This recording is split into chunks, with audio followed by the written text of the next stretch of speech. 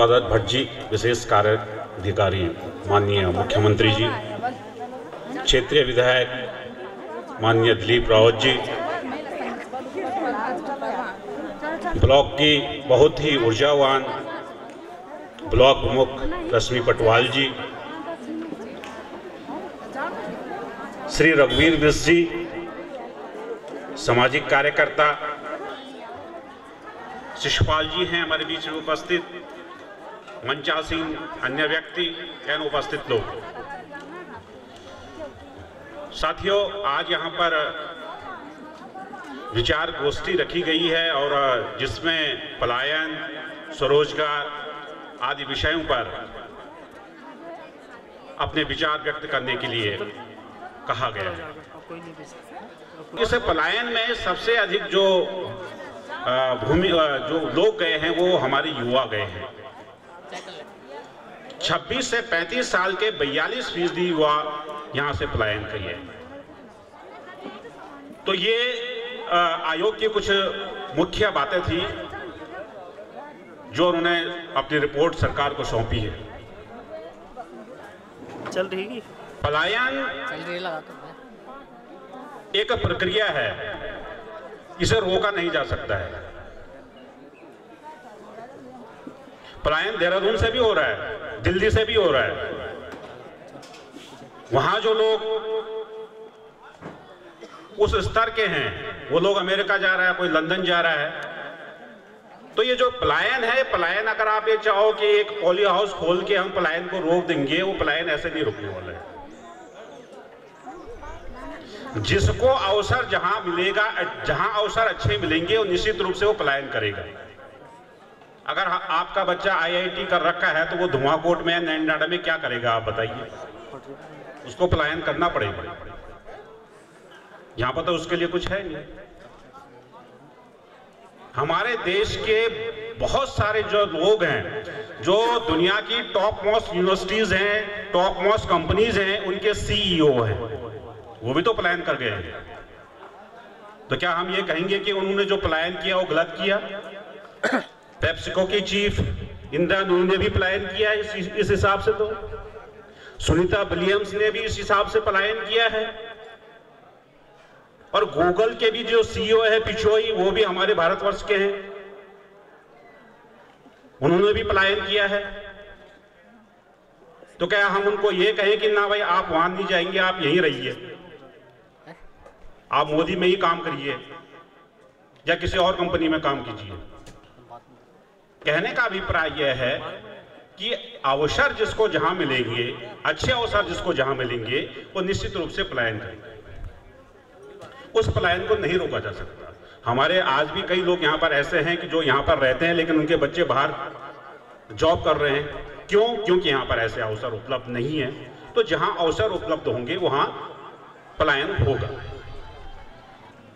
आप देहरादून की मैं देहरादून का उदाहरण आपको देना चाहूंगा। देहरादून आगे भाऊवाला की साइड है एक, उस साइड्स में पहले कुछ नहीं था। उत्तराखंड से जब बना उससे पहले कुछ नहीं था। उसके बाद वहां पर एक आप ये समझिए कि वो शिक्षा हब के रूप में जो है वो विकसित हो चुका है। पेट्रोलियम यूनिवर्सिटी वहां खुल चुकी है, कई यूनिवर्सिटी वहां खुल चुकी हैं। तो उस क्षेत्र का पलायन अपने आप ही रुक गया है।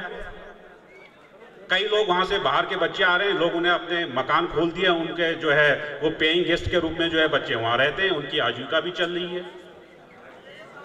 तो ये सुविधाएं जो है हमको जुटानी पड़ेंगी। जब तक बड़े स्तर पर ऐसी सुविधाएं नहीं जुटाई पाएंगी तब तक पलायन नहीं रोक पाएगा। मैं चूंकि अध्यापक हूं इसलिए मैं शिक्षा पे ही बात करूंगा कि इसके कारण कैसे जो है पलायन हो रहा है। मैं एक सत्य घटना का आपको एक सत्य घटना रखना चाहूंगा। हमारा एक देश है छोटा सा भूटान। भूटान की जो शिक्षा व्यवस्था थी वो पूरे हिंदुस्तान से चलती थी। NCERT की बुक्स वहां पर चलती थी और कई बार तो हमारे यहां से अध्यापक भी वहां पर जाते थे। कई सालों तक यही सिलसिला जो है भूटान में चलता रहा। और आपको ये बताना चाहूंगा कि 3 इडियट्स जो फिल्म आई थी उसमें एक कैरेक्टर था वांग चुंग करके, जो कि आमिर खान ने जिसको निभाया था। और वांगचुक जो है वो सत्य घटना पर आधारित थी, वो उनके जो लाइफ है उनको कई अवार्ड जो है उसमें मिले हुए हैं। तो उनका एक इंटरव्यू एबीपी न्यूज़ पे आया था जो कि मैंने देखा था, जो उन्होंने भूटान के बारे में बताया था। तो भूटान में मैंने कहा कि यहीं से एनसीईआरटी की बुक्स वहाँ पर जाती थी और कोई वहाँ पर ऐसे स्कूल नहीं थे, वहाँ के जो बड़े लोग थे उनके बच्चे हमारे यहाँ आते थे, इंडिया में आते थे पढ़ने। 90 के दशक में उस वहाँ के राजा का बच्चा जो है स्कूल जाने के उसकी एज हुई तो उन्होंने अपने बच्चे को सरकारी स्कूल में एडमिट कर दिया। जब वहाँ उन्होंने उसको भर्ती कर दिया वहाँ की उन्होंने तो उसके बाद जो है स्कूल की व्यवस्था उनकी समझ में आई कि भाई यहाँ पे हो क्या, हमारे यहाँ पे तो कोई सिस्टम है ही नहीं। तो जब उनकी समझ में वो बात आई तब उन्होंने जो है विदेशों से जो है वहाँ पर कंसल्टेंट्स बुलाए, अपनी शिक्षा व्यवस्था वहाँ पर जो है जितने भी सरकारी कॉलेज थे उनको अच्छा किया और एनसीईआरटी की जो हमारी बुक्स थी वो सारी वहाँ पर अब वहाँ पर कोई नहीं चलती है। और आज वहाँ पर यह स्थिति है कि जितने भी वहाँ लोग हैं उन सबके बच्चे जो है सरकारी स्कूल में पढ़ते हैं और पब्लिक स्कूल में वो बच्चे पढ़ते हैं जिनको सरकारी स्कूल में एडमिशन नहीं मिलता। यानी कि 90% वाले का सरकारी स्कूल में एडमिशन होता है तो 40% वाले का पब्लिक स्कूल में एडमिशन होता है। माननीय विधायक श्री महंत जी, दिलीप रावत जी और सभी मंचासीन मान्यगण एवं उपस्थित जनता, सबका धूमाकोट महोत्सव में सभी का स्वागत है। मैं कृषि विभाग की महत्वपूर्ण योजनाओं के बारे में आपको जानकारी दूंगा।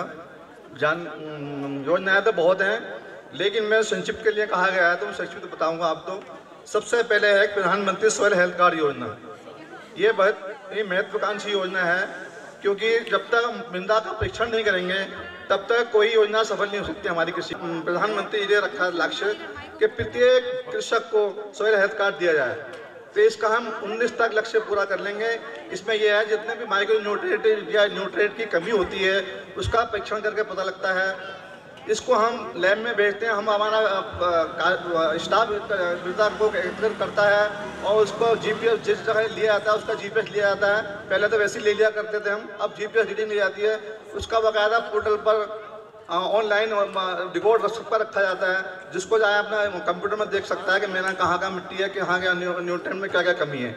ये महत्वाकांक्षी योजना है, इसलिए प्रधानमंत्री का टारगेट है प्रत्येक कृषक को यहाँ पर सॉइल हेल्थ कार्ड दिया जाए।